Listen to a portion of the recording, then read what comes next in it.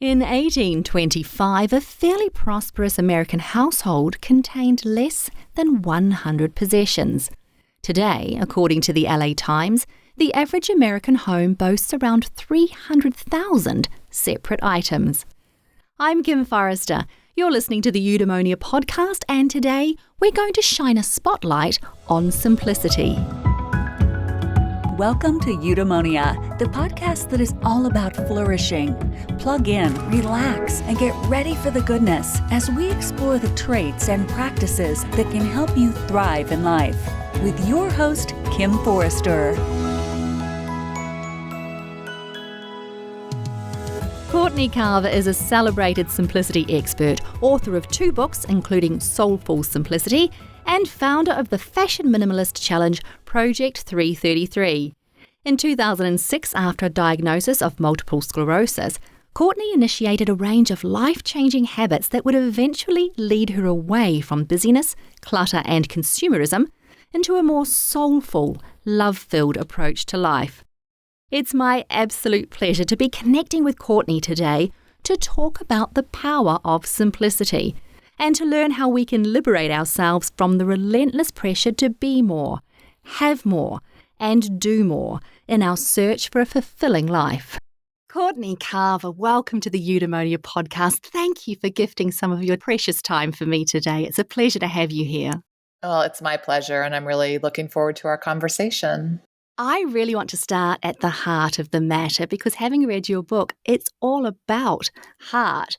At the end of the day, your message about simplicity is actually about making room for love and soul-centered connection with ourselves. What can you tell me, Courtney, about the wisdom that can be found underneath all that busyness and underneath all that clutter? And how has this heart-centered connection to life changed your approach to life? It's been such an interesting journey to really be in search for something, not knowing what it was, and then realizing it was there all along. I think that's sort of typical for a lot of us. You know, for me, it started as a health scare and looking for better health by reducing stress. I never set out to simplify my life. I didn't really know what that meant. It wasn't on my radar at all. But once I started reducing stress, I realized that, in fact, I was simplifying my life and removing the busyness and all of the stuff that I piled on top of myself over decades of growing up and moving through adulthood. And as I was removing those layers, that's when I was able to come back to myself and really tap into the love part of the equation. And so while it started as a way to recover and feel better physically, it just flipped my world completely upside down when I realized I wanted a lot more than that. You know, it's interesting that you start your answer there by saying we're all searching for something, because I think that's profoundly true. And what is amazing reading through your book is the realization that in that searching for whatever it is we're yearning for, which reading your book sort of leads me to the understanding that what we're searching for is love. But in that searching, in that yearning, we kind of go out and add to our life, right? We think we're looking for something and we're going to find it out there. So that's why we accumulate, or that's why we fill our schedules. Do you think that's right? Do you think we've got the process backward?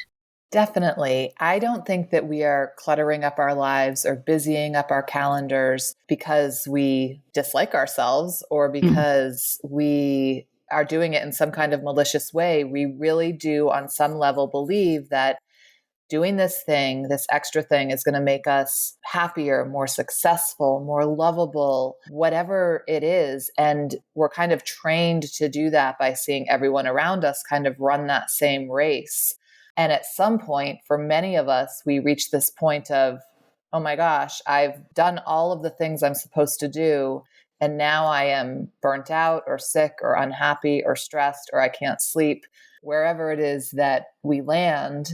And that's when we can start reverse engineering the process and think back to where we were before we started adding. And sometimes that goes all the way back to childhood, and realize that we were happy before we started this journey. And how do we get back there? Not going back in time by any means, but perhaps we don't need all of the things that we've been adding to our life to be happy, to be successful, to be loved. The manifestation of your trigger point, right? You term it the pain point. The manifestation of your pain point was quite significant. You had the diagnosis of MS. And it seems to me, though, that not everybody is going to have a trigger point that is that significant or that easy to discern and identify. What are some of the common signs that we have too much going on in our lives, Courtney? Too many possessions, too many schedule events, too many demands? I definitely had a major wake-up call with the MS diagnosis. However, if I think about it, I had so many wake-up calls before that I ignored. And rightfully so. I was way too busy to pay attention to wake-up calls. And I think we forget that our wake-up calls or trigger points, as you say, don't have to be a devastating diagnosis or anything at all. It could be as simply as hearing that voice that says, this isn't working, this is too much, something has to change. And I know many people who are listening to this right now have heard that voice, maybe even today, but you just stuff it down because you don't have time to deal with it or because you don't trust yourself. And all of this, piling on of stuff and things and obligations comes with forgetting how to trust ourselves. So it's not uncommon to hear something from within and say, okay, whatever. I'm sure everybody feels like that. It's no big deal. And then you kind of feel bad because, and maybe you're not even connecting it, but I know I did. I would feel kind of down and I wouldn't know why. And then how would I fix that? Since I wasn't listening to that voice, I would go shopping or have a glass of wine or something to make that weird feeling go away. There's an interesting dynamic going on around the world right now. I think a lot of people are being forced into their homes, forced to close down their schedules, take a softer, gentler approach to life, not necessarily go out, go shopping like they used to, right here in this moment.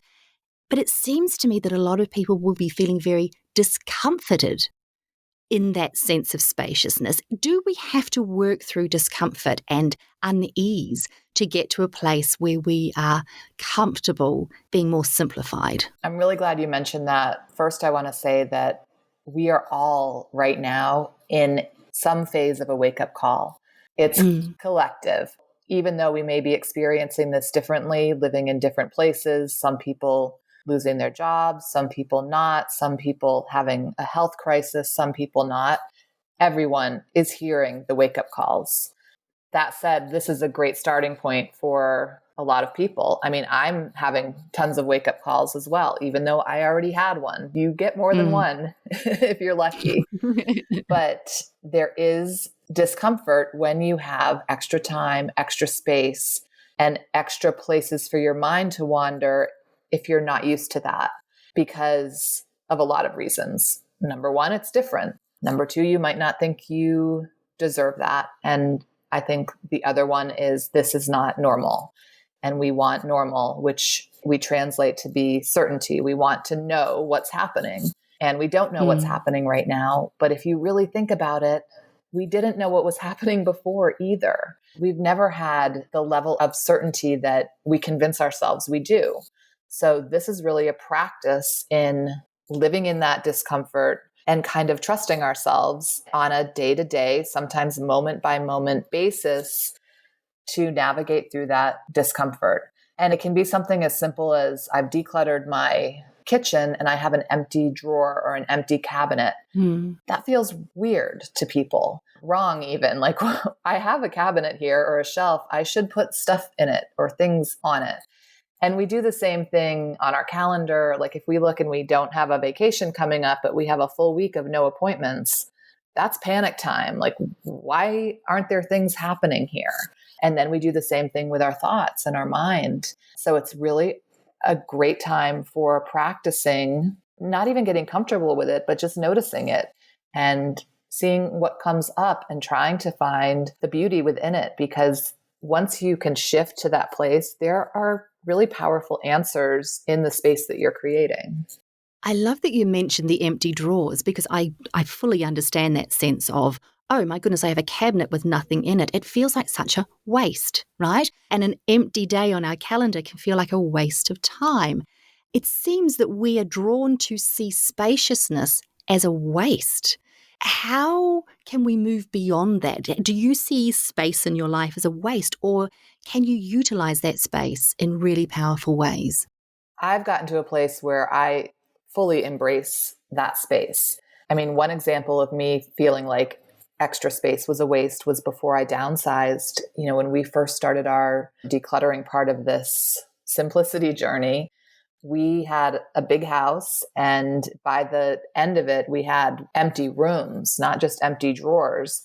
And that for us was a sign that perhaps we could live in a smaller space, because all we're doing with this space is cleaning it and taking care of it and paying for it. So in that case, it really made sense for us to downsize.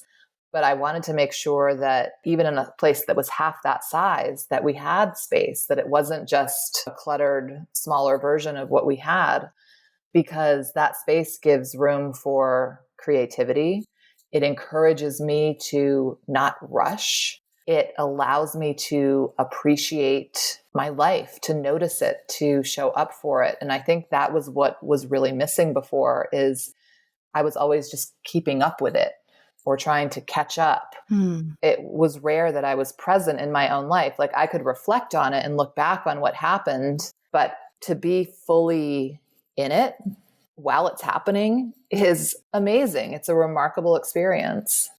In order to simplify, you obviously had to change your relationship with the word no, and you do go into quite some detail about that particular part of your journey in your book, Soulful Simplicity. What was the hardest part about learning to say no to yourself and to others? The hardest part was thinking about who I was in relationship to saying yes and no, because for the longest time, I thought by saying yes, that made me a better person. So I was making other people happy. I was showing everyone that I could do it all. I was fooling myself in thinking I could do it all and just saying, yes, yes, of course, or that's just a little thing. I can fit that in here. And when I became more boundaried with my time and started saying no, I had to really question that, because it felt weird. It felt different than what I was doing before. So that was probably the biggest struggle. And also getting comfortable with people's reactions and knowing that I had no control over that. Not only did I have no control over it, but it was really not my business. I mean, how someone reacts to me saying yes or no is something they have to work out, not something that I have to work out. And that doesn't mean I don't want to take care of people or help people, but it means that I help them when I have the energy, when I have the time, and when I can help in a way that feels good to both of us in most cases. What I hear you saying there, which is really fascinating, is that it's almost like you have divorced the word yes from your self-worth. Because I feel like a lot of us say yes because it's kind of tied up with how we choose to be seen by others or how we choose to see ourselves. And so yes now is something that you wield in your self-empowerment. Is that right? Rather than something that is used to sort of say, look, I'm a good person or I'm a successful person. Would that be right? Sure. And I mean, come to think of it, I would measure my self-worth in lots of different ways in terms of saying yes, what I accomplished, even what I got done on my to-do list during the day. Like if at the end of the day I didn't finish my list, I felt less than. And so I've really divorced myself of measuring my self-worth at all, pretty much, because my self-worth is what it is. I'm not going to change that. Like, I am inherently the person I am, and nothing from the outside is going to change who I am on the inside.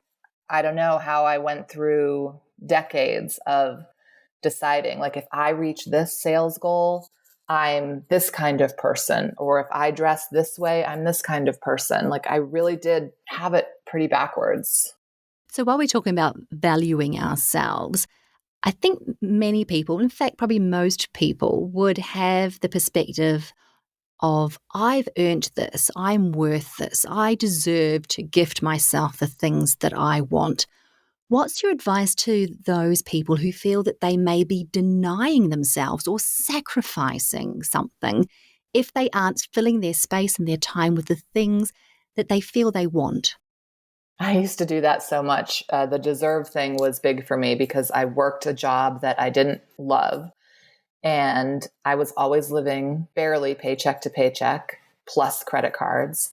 But I could justify a big vacation or a new phone or a new whatever by saying, I deserve this because I worked so hard. I've worked so hard for this, so I deserve it. But what I forgot or what I didn't know then is that I deserved so much more than that because that thing that I was so desperate for and, used it to validate all of my hard work, whatever that feeling was that I got faded so fast, just went away. And I needed something immediately afterwards to replace that feeling. So it's like you can't stop that. If you're on that track, there's never enough. There is never enough. But if you think about what you really want and deserve in your life, then you can be, more expansive in thinking about what that means. And maybe you don't have to work that hard for it at all. Well, at the core of it, I can't speak for everybody on the planet, but I would surmise that what we truly want is happiness, contentment, fulfillment, a sense of ease and peace. Would you agree with that? And is that kind of what you've found underneath it all? Yeah, that's love. That's love. Let's talk about guilt, because I feel that guilt can play a huge role in the cluttering of our lives. What have you learned about guilt since you started simplifying? I used to have a lot of it, and now I don't have much of it. Right. Yeah. No, guilt and regret, I think, kind of go hand in hand, and they're both only connected to the past. They're not about anything that's happening right now or anything that may happen in the future. So I really had to become more present to not feel as much guilt, and also to really assess what that meant when I said I feel guilty or I feel guilt. Because in many cases, it wasn't guilt at all. I mean, I always consider guilt as something that you might feel because you did something wrong or bad or you hurt someone. But we feel guilt over everything. I didn't finish my to-do list. I didn't get dinner on the table on time. My house isn't clean enough to invite guests over. Whatever it is, like some of us who are in like this perpetual guilt cycle will just feel guilty about everything, but it's never about anything that's going on immediately right now in the present. And it's never helpful. And again, once you really identify it, and I tend, if I do feel guilty, to write it down to see what it is. Maybe it's not guilt. Maybe it's sadness or anger or something else. I don't know, but I just don't find value in guilt at all. Like, it doesn't lead to better action in most cases. And that lingering guilt over something that already happened and that you can't change, all it's doing is getting in your way of that peace, ease, and happiness and contentment we were talking about. So while we're talking about unhelpful emotions, let's talk about sentimentality, because being sentimental and reminiscing about the past seems like a lovely concept. But it seems to me that many of us actually hold on to possessions, and not just possessions. I actually feel that maybe many of us hold on to the places that we're living in and the people that we choose to be in relation with due to sentimentality, because of fond memories of how things used to be. Do you feel there's a healthier way for us to engage with our memories of the past in order to help simplify our lives? I'm a really sentimental person, and I used to demonstrate that by holding on to everything. And I think I started in the second or third grade collecting memory boxes every year. And I would put, at first, like a note that someone passed me in school or a good grade that I got on a test, something like that, maybe a photograph or two. And then it went on and on over the years. And I kept building on those savings, and I would start saving everything that felt sentimental, which as a sentimental person, most things felt sentimental. Mm. But when we were, finally letting go of most everything, the sentimental stuff was the most challenging for sure. But I realized I wasn't enjoying any of it. It wasn't on display. I rarely thought about it. And it was only when I dug into these boxes that I could maybe remember some of the things or not based on those items. But I also realized that I had a lot of memories of my own and things that, triggered memories, whether it be the smell of a certain flower or, taking a hike that reminded me of other hikes that I had taken, things like that. And Mm. I realized that maybe I didn't need the items for those memories, especially since, again, I wasn't using them. There were too many to enjoy them. So I think when everything becomes important, nothing's important. I was still nervous to let them go, of course. And so what I did is I took pictures of most of them because I thought if I need them to trigger the memory, then I'll have the picture of them. And I can say that it's been 7, 8, 9 years since some of that happened. And I've never looked at any of the pictures once or Yeah. really thought about them until we're talking about it now or until someone asked me about it. So it was just a way to ease that letting go. But in reality, I didn't need them. And I'm much more excited about, again, staying present. That's how you make the memories. That's how you enjoy your life. And I think some of our fond memories of the past can be swayed by maybe a difficult time in the present, like, oh, things were better then, or this was so great, this could never compare to that. But our memories aren't always crystal clear. No. When we're thinking about that, and we can make things a little better than they actually were. So I think try to remember things for what they were, but don't do it at the risk of missing out on what you have right now. I imagine that a common fear when we are being asked to let go of something that has a sentimental memory attached to it is that, well, maybe one day we will need it though, Courtney, right? That sort of just in case mentality. You sort of write about this just in case syndrome where we tend to hang on to things just in case we need them someday. We don't need them now and we might not have needed them for the last 2 years, but you never know when that rainy day might come. And once again, I don't think that this is just possessions. I think that maybe we do this with relationships as well. Am I friends with that person because they uplift me and make me feel joyous? Or am I friends with that person because they're in a particular industry and maybe one day they'll get me that gig that I want, right? Or the job. Sure. Yeah. So how can we tell that we're holding on to something or someone just in case they're going to be needed one day? What's the best way to work through these attachments? This is part of the practice of learning to trust yourself. So it doesn't come overnight, but pay attention to when you're saying just in case, because like you said, it's not just items. It's certainly not just sentimental items. I would say if you look under your sink or in your junk drawer, you will have a clear vision of just in case. Yeah. And some of those things, you might even not know what they do anymore, but you held on to it just in case because you never know. But again, we're doing that to ease pain of some sort. And I think a great example of that are some of the things that people may have bought during this pandemic, especially in the very beginning. What did you buy the most of? And now that maybe things have calmed down a little bit, can you say whether or not that was a rational purchase? Are you going to need that someday just in case? Like, I don't judge anyone for making those decisions because I think everybody did what they felt was best for them in that moment. But looking back now, I think people might be able to realize that they were acting out of this fear of not knowing what was going to happen. They were acting in a way that, like, maybe if I do this thing, it's going to prevent me from getting sick. It's going to keep my family well. It's going to protect me on some level. But today, and certainly in 6 months, you'll likely be able to look at those things and say, oh my gosh, what was I thinking? And it's just a magnifying glass of how we do it all the time. It kind of highlights a really interesting dynamic just there, the fact that we all enter in a really uncertain, really scary phase in the world. And the first thing that many of us do is go and reach out for the possessions that we think are going to help us, right? It all becomes external solutions that we're looking for. I'm feeling uneasy, so I'm going to go to the supermarket and accumulate these certain items, feeling that they will give me the security that I need. I've heard from so many people who they're just like, I don't know what to do with all this food. It's too much. And yet your book teaches us to let go of all that external stuff. The fact is that there is nothing out there that we can accumulate or purchase or collect that is going to bring us back to love, right? The journey has to come from within. I think that's true.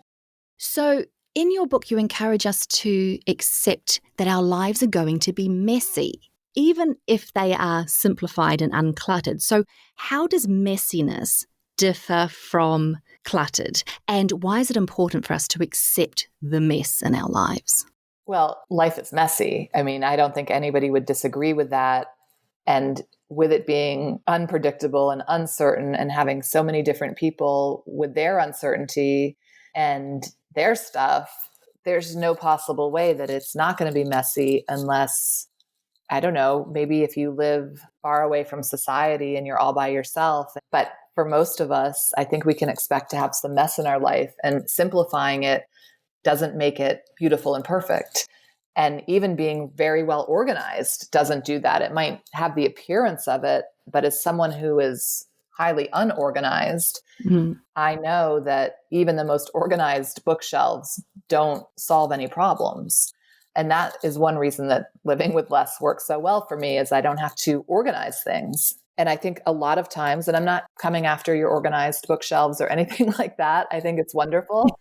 But sometimes that's in an effort to have a little control. Like, if this looks pretty and amazing, then my life will be pretty and amazing.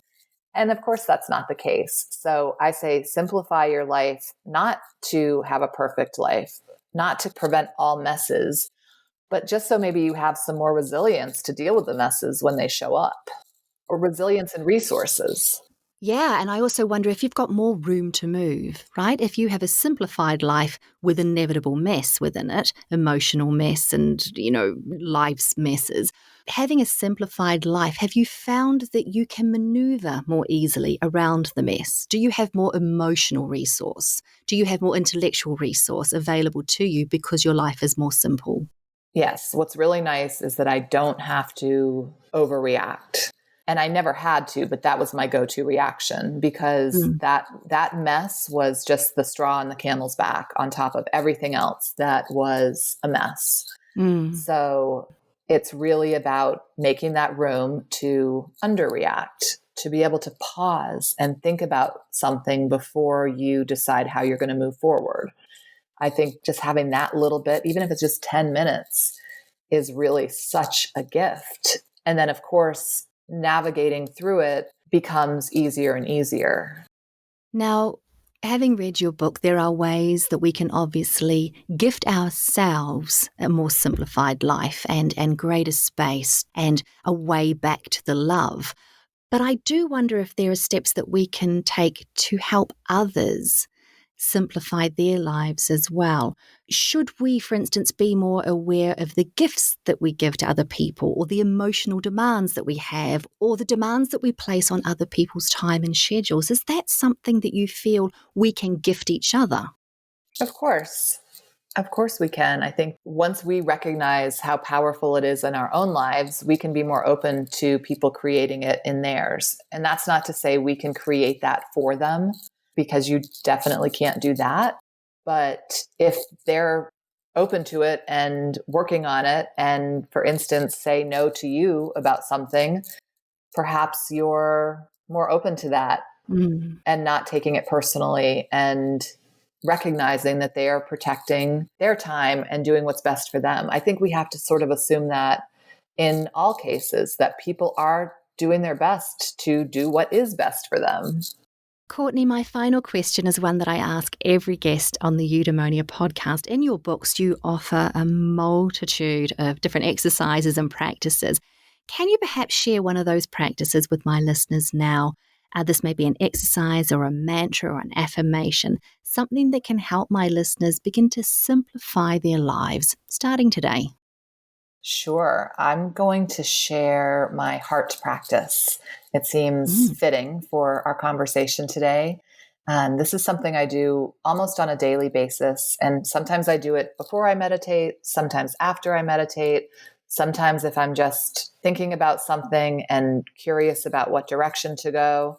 But I do this very simple practice where I sit down. You don't have to be sitting, but I typically sit down, take a couple of deep breaths, make myself present. And then I put my right hand over my heart. And then I put my left hand over my right hand as if I'm holding my heart. And then I just sit for a little while and feel my heart beating. I feel the warmth of my skin and I breathe into that. And sometimes that's all it is. And it might be enough where if I'm feeling a little off kilter or anxious, it might be just enough to bring me back to myself. But other times I might ask questions about a decision that I'm making or about my day or about anything.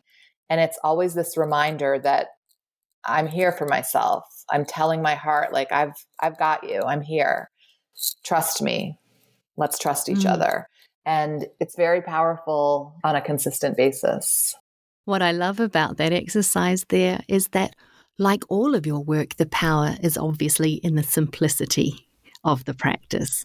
Just beautiful. Thank you. Courtney Carver, if people want to hear more about the teachings that you offer, the books that you have, this Project 333 sounds fascinating. Where can people go to find out more? They can go to my website, bemorewithless.com.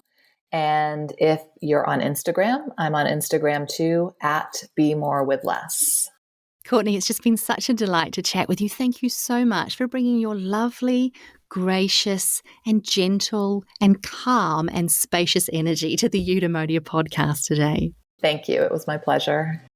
As the Taoist teacher Lao Shi encourages us, manifest plainness, embrace simplicity, reduce selfishness, have few desires.